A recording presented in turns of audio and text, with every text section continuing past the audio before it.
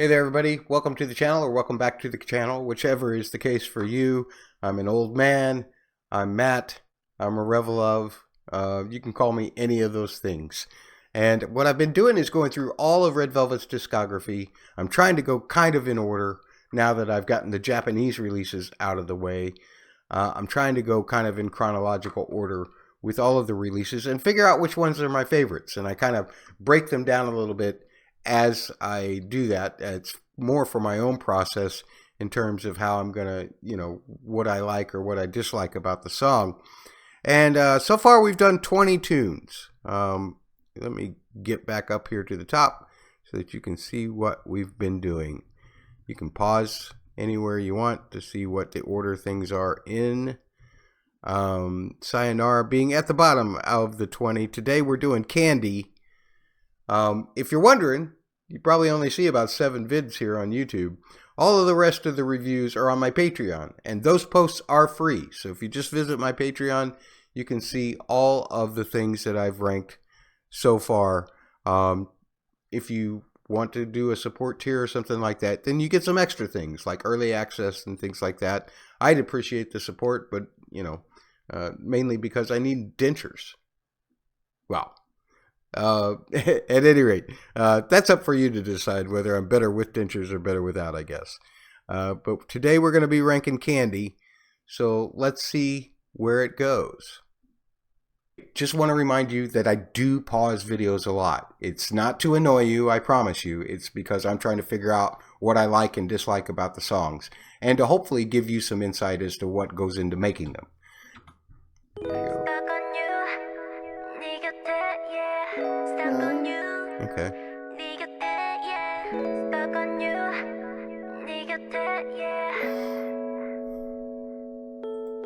I like that line. I do pause a lot, folks. I just told you, I guess, but that Stuck on You line. I like how they split it up between Joy and Yeri. If you're wondering about why they sound like they're singing through tiny little speakers, that's an EQ trick that they do. Plus, it almost seems like there's a little bit of auto-tune put on there. Not because their voices actually need the auto-tune, but just as kind of an effect. Which is cool. I can handle that. The chord progression for the verse is coming. Let's go back just a little bit. Bet it's just like the intro. E major 9, C sharp minor 11, A major 7, a B7 sus. Oh, now they've added strings.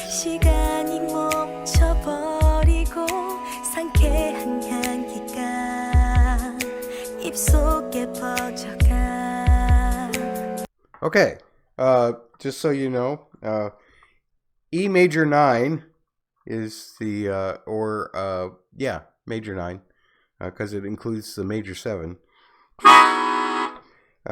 to a C sharp minor 11, which actually would also have a B in it. So they almost sound like the same chord the way I'm voicing them, but if you were to just voice them kind of differently. To an A major 7. There it is. Sorry about that bad note. And then to a B7 sus.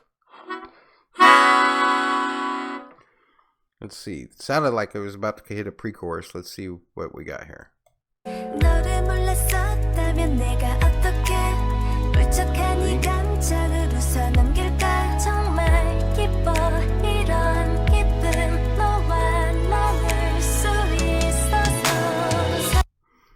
Sounds like that's the basis of the pre-chorus.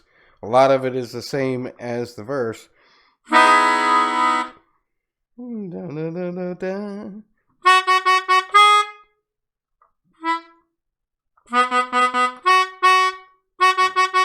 That part of the melody is pretty much the 1 and the 6 again.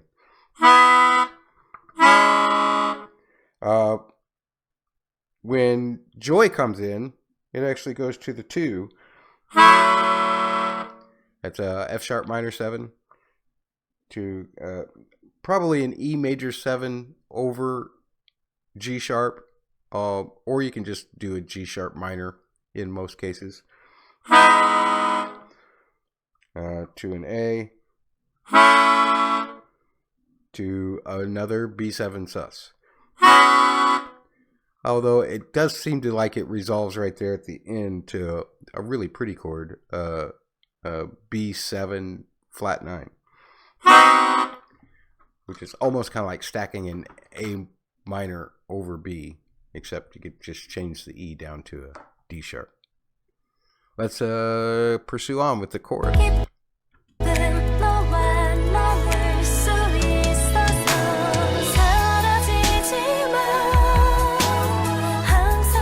Strings are really nice in this.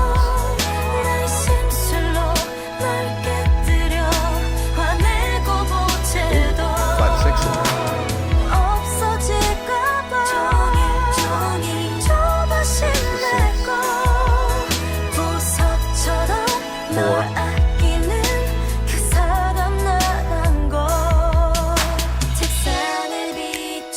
Okay, comment about the chorus here is the bass is really tasty, but it's also a little busy for my taste. Really good player, obviously, or really good programmer, whichever it was, that made some lines that a bass player would do, because bass players are the ones who get bored the easiest, folks. When you're out there touring, a bass player will be the first to try and change up the arrangement. But it's basically the same as the verse, except there's one change in there. E major 7 to the C sharp minor 7. I think the first time they do go up to the 4, and then they do this nice little switch in there to get everything to resolve back to the 5. They do a flat 6, which would be a C major 7. Then to the B7 sus, but the B7 sus quickly changes back to that B7 with a flat 9, and then it repeats again.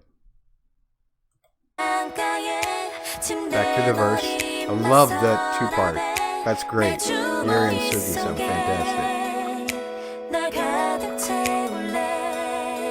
That's a really interesting harmony Sugi did there.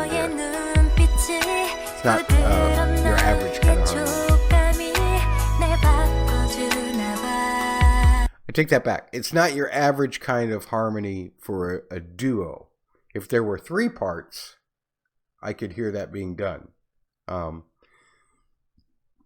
wonder if a 3rd part was intended to just never recorded. Joy sounds amazing, by the way.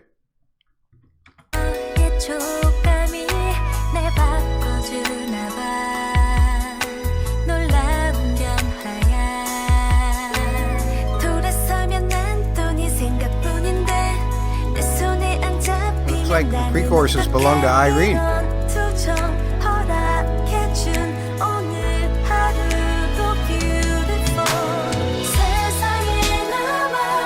lot of 1645, 1625 in this song.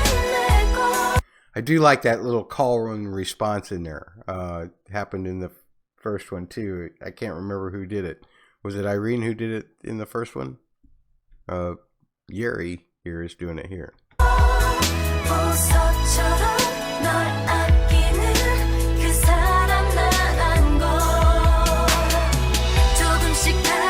Flat 6.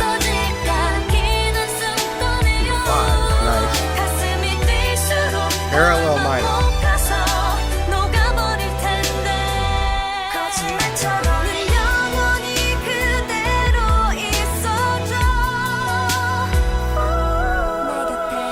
I want to listen to that again because I was zoning out.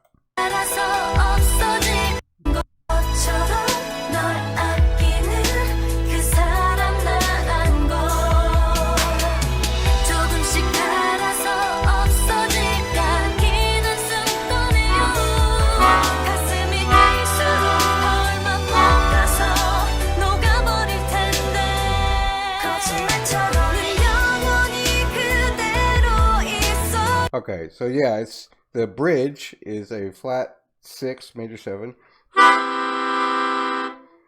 to B 7 sus. And here, rather than going back to E major, they go to E minor. So that's the parallel minor is what you call that.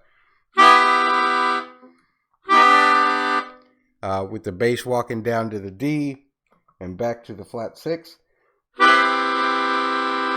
And a long string on the 5 there. Almost.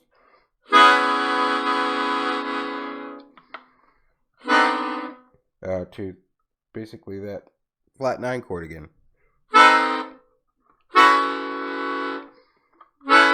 But the interesting thing is those vocals on the top are actually there's some vocals that on the top that actually outline the E chord over the B.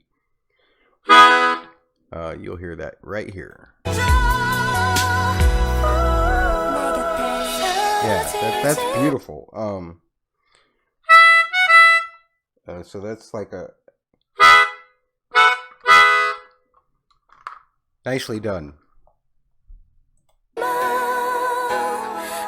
Back to the last chorus, I'm assuming, since we had a bridge. Nice, Yuri. Glad to see Yuri getting more lines.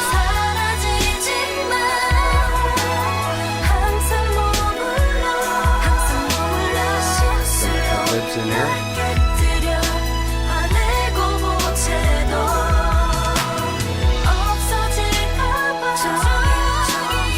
Oh, 2 layers there, Irene and Sugi.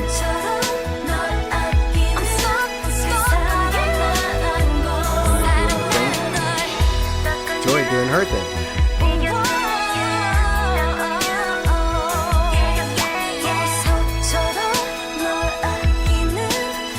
Great stereo. And now Sugi does the stuck on you. And Irene gets the dude.